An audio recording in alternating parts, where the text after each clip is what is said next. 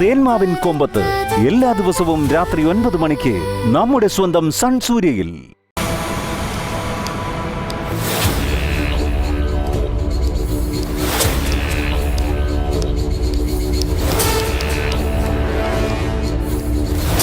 എന്താണാവൂ? ഞാൻ പ്രേമിച്ചെ കാണാൻ വേണ്ടി വന്നു. അതിന് ചേച്ചി നിന്റെ ആരും അല്ലല്ലോ. അല്ല, എന്നാലും ഒന്ന് കാണാനായിട്ട് തിരിച്ചു വന്നല്ലേ. വിശേഷങ്ങളൊക്കെ കൂട്ടുകാരി പറഞ്ഞു തന്നു കാണുമല്ലോ. അത് ശരിയാണോന്ന് ഉറപ്പിക്കാൻ വേണ്ടിയാണോ വന്നത്? ഞാനൊരു വഴക്കുണ്ടാക്കാൻ വേണ്ടി വന്നാൽ അതിന് ഞങ്ങൾക്കൊട്ട് താല്പര്യമില്ല. അതുകൊണ്ട് തിരിച്ചു പോവാൻ നോക്കും. നീ പ്രേമിച്ചെ കാണണ്ട. കാണണ്ട. ചേച്ചിയെ കാണാനുള്ള യോഗ്യത നിനക്കില്ല, അത്രേ ഉള്ളൂ. അത് പറ, നീ ആരാ? ശരത്തെ, അതിന് അധികാരമുണ്ടെന്ന് കൂട്ടിക്കോ. അത് മാത്രമല്ല, ദേവിക പറഞ്ഞത് തന്നെയാ എന്റെയും തീരുമാനം. നിന്നെ മരണത്തിന്റെ ഒരു വ്യാപാരിയായിട്ടാ ഞങ്ങളെല്ലാം കാണുന്നത്. അങ്ങനെയുള്ള നിന്നെ എന്റെ ചേച്ചി കിടക്കുന്ന റൂമിലേക്ക് അയക്കാൻ എനിക്ക് താല്പര്യമില്ല. ബോധം തെളിഞ്ഞ് ചേച്ചി ഓക്കെ ആവുമ്പോ നീ വന്ന് കണ്ടോ. അന്ന് വരാൻ ഒരു സാധ്യതയില്ല സിദ്ധു. അന്ന് ചേച്ചിയായിരിക്കും അങ്ങോട്ട് ചെന്ന് കാണാൻ പോകുന്നത്.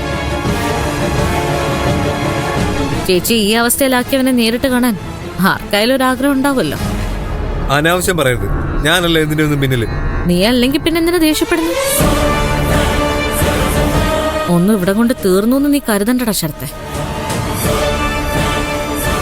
ചേച്ചിയെ ഈ അവസ്ഥയിൽ എത്തിച്ചത് ആരായാലും അവരനുഭവിക്കേണ്ടി വരും. ഇതൊക്കെ എന്തിനാ ഇവനോട് പറയുന്നേ? നീ പോ ശരത്തെ. നിന്റെ ഈ മുഖം കാണുന്നത് പോലും എനിക്കിഷ്ടമല്ല. കേട്ടല്ലോ, അല്പമെങ്കിലും മാനാഭിമാനം ഉണ്ടെങ്കിൽ തിരിച്ചു പോ നോക്ക്. അല്ലെങ്കിൽ അടിച്ചറക്കും ഞങ്ങള്. അഹങ്കരിക്കണ്ടടി.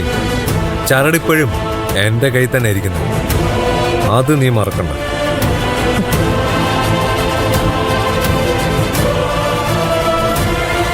മനസ്സിലായോ ശരത്ത് ചരടെന്ന് ഉദ്ദേശിച്ച എന്താന്ന്? എന്റെ അമ്മയുടെ കാര്യ പറഞ്ഞത്. എത്രയും വേഗം നമുക്ക് ഒരുമിച്ചെന്ന് അമ്മയെ കണ്ടുപിടിക്കണം സിദ്ധു. എങ്കിലേ നമുക്ക് സ്വസ്ഥത കിട്ടൂ.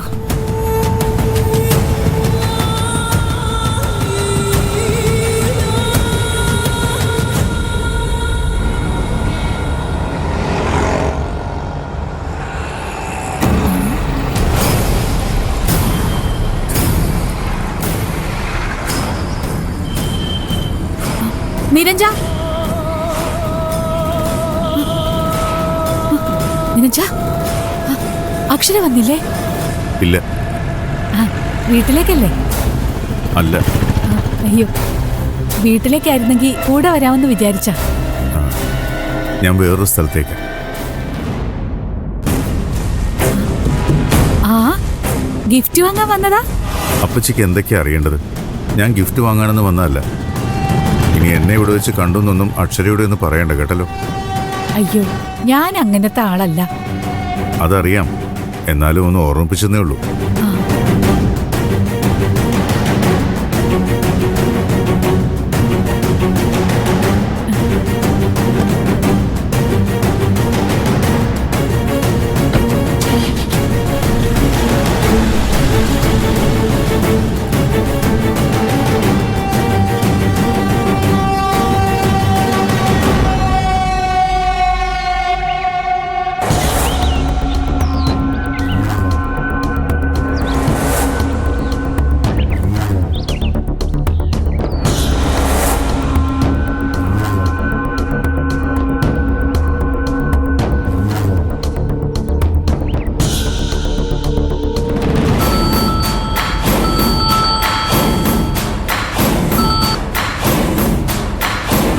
എന്താ സ്വാമി?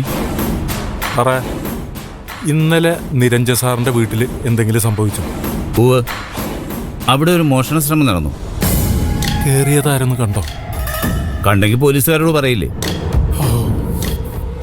അവർ ഓടിക്കളഞ്ഞെന്നാ പറഞ്ഞത്. ഓടിച്ചിട്ട് പിടിക്കണമായിരുന്നു സാറേ. അതൊന്നും നടന്നില്ല സ്വാമി. അതിരിക്കട്ടെ, ഈ വിവരം താനെങ്ങനെ അറിഞ്ഞത്? അത് നിരഞ്ജൻ സാർ ഇവിടെ വന്നിട്ടുണ്ടായിരുന്നു. തന്നെ കാണാൻ? അതെ. അങ്ങനെ വരാൻ വഴിയില്ലല്ലോ. തനിക്ക് എന്തെങ്കിലും സംഭവിച്ചാൽ സന്തോഷിക്കുന്ന കൂട്ടത്തിലാണല്ലോ അയാള്. അതറിയില്ല സാറേ. വന്നിട്ട് മരുന്ന് വല്ലതും കുറിച്ച് തരണമെന്ന് ചോദിച്ചു. ഞാൻ വേണ്ടെന്ന് പറഞ്ഞു. അത് നല്ലൊരു മാറ്റമാണല്ലോ സ്വാമി. അതെ, എനിക്കും അങ്ങനെ തന്നെ തോന്നിയത്.